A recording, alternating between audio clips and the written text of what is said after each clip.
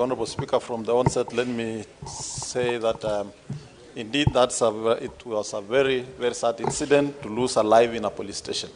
Honorable Speaker, I have only about 2 questions to the IG. On the matter of the CCTV, Honorable Speaker, we would like to know where is the control center of that CCTV. Is it at the Central Police Station? Is it at Vigilance House? Is it at the Regional Police Commander's office? Where is the control of the CCTV to the extent that it was switched off before that incident? Honorable Speaker, finally, let me also say that as a Senate and as a House, Honorable Speaker, I don't think in this session we were inviting the team here so that we can gather evidence, pass a judgment, and sentence those who seem or we think they are accused. Honorable Speaker. Honorable Speaker, I want to say this. There have been calls of resignations for the DIG or stepping aside, Honorable Speaker. And Honorable Speaker, when it is being said by senators who have also been once arrested, and since they were arrested, Honorable Speaker, and they were asked not to contest, they would say, we are innocent until we are proven guilty, Honorable Speaker. How then do we expect the DIG, the investigation are still ongoing, he has not been taken to a court of law, and all of a sudden we have a chorus that, Honorable Speaker, they should resign. Honorable Speaker, I also want to ask the IG whether the investigations and IPOA are also being extended, especially to those political groupings, Honorable Speaker, who have been saying, you are playing with fire. There will be Arab Springs. Honorable Speaker, what makes us think that they are not behind this process to actualize the Arab Spring they are perceiving and trying to conceive in their minds, Honorable Speaker? There is need to widen the investigation so that probably those opportunists who would want to use such incidences, Honorable Speaker, to pursue a political agenda, they must also be cut to size, Honorable Speaker. Honorable Speaker, finally, let me say that it is not also proper, Honorable Speaker, when we use the floor of the House, Honorable Speaker, to also make sweeping accusations because of the privileges we have as a House on the officers, even on the officers or the team that has appeared here, Honorable Speaker. Honorable Speaker, Senator Chute.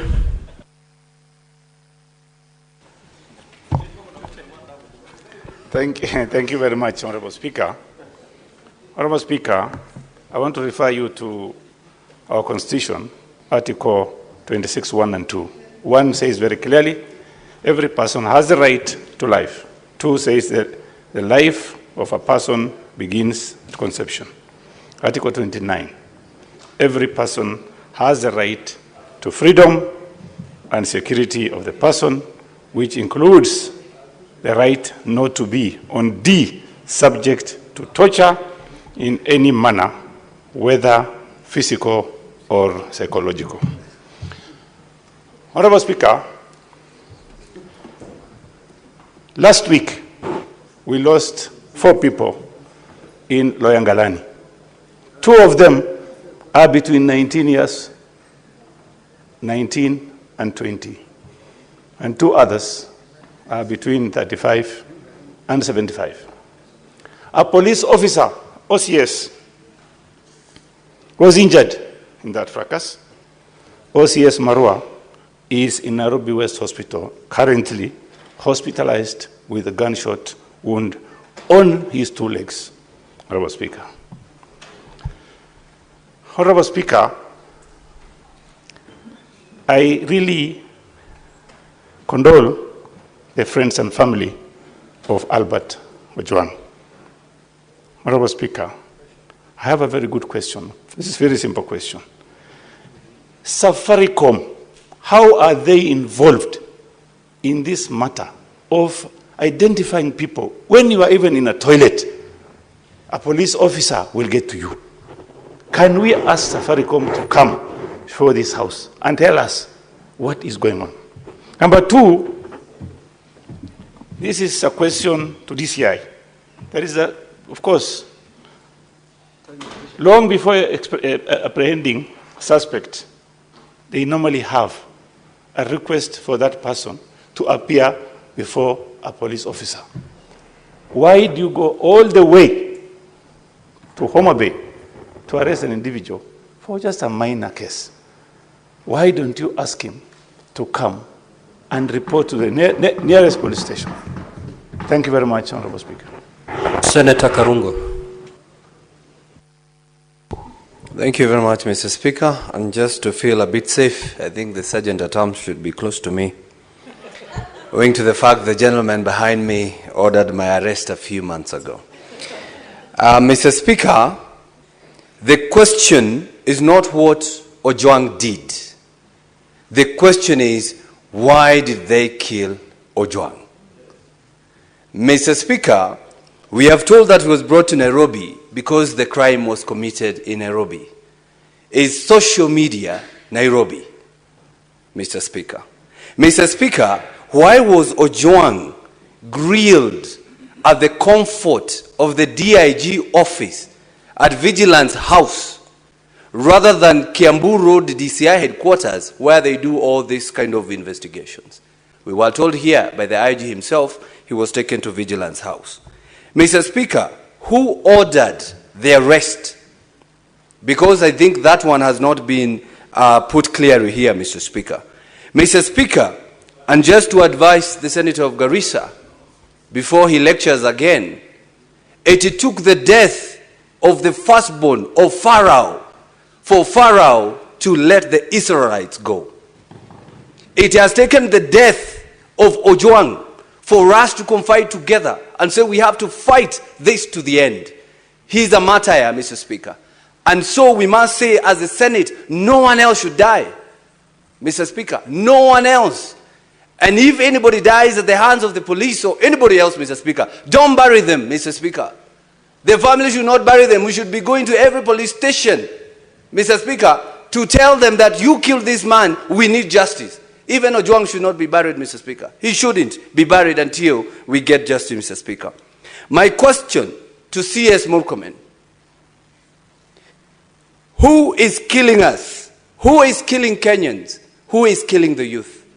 If you do not have that answer, Bona CS, because 4 years ago on the floor of this House, you said, let us not sacrifice Kenya. We are not going to sacrifice Kenya, but we must sacrifice someone who is in line from the DCI, IG, the DIG, even the CS. So propose to us who should step down on this issue.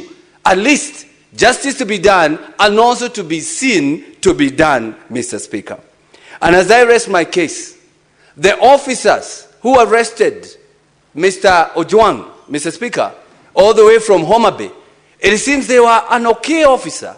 They were fine. They were giving him the phone. Talk to your family. Talk to your friend. They even a clip that is online. So it seems those officers were doing their work. We need to find out, after he arrived in Nairobi, Mr. Speaker, who did what?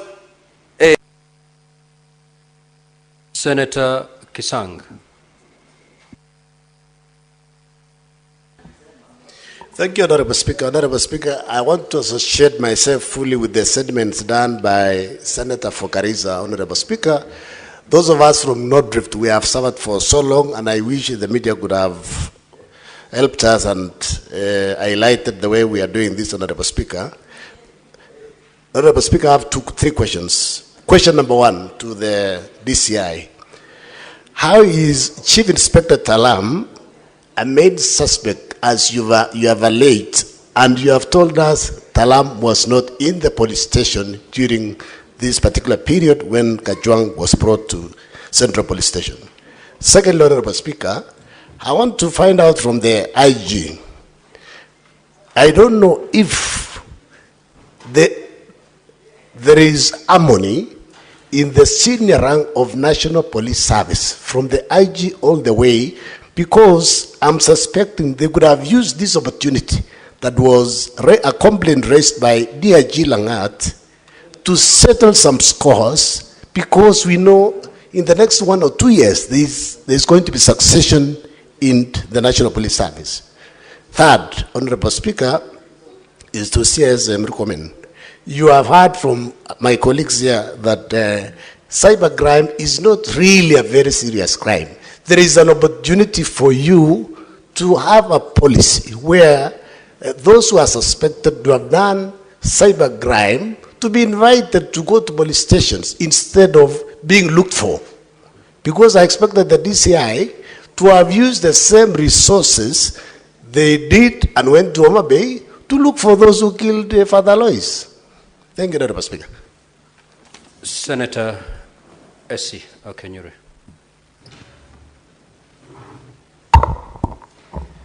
Thank you, Mr. Speaker. First, I wish to say that the issue of Ojwang is a very emotive issue because, Mr. Speaker, we have spoken about every other thing, but no one is speaking about the young lady wife who's been left behind, the young child. Cabinet Secretary C.S. Murkomen, I would wish that out of empathy we commit to assisting the young lady and child who's been left behind. Mr. Speaker, I also wish to find out an explanation on the time difference, because on an ordinary day when I leave Kisii for Nairobi, it's less than 4 hours, I'll be in Nairobi. I would wish to have an explanation from the IG on the time difference between the time Ojwang was picked and his arrival at the Central Police Station. To the DCI, what criteria did you use to conclude that the OCS is the prime suspect?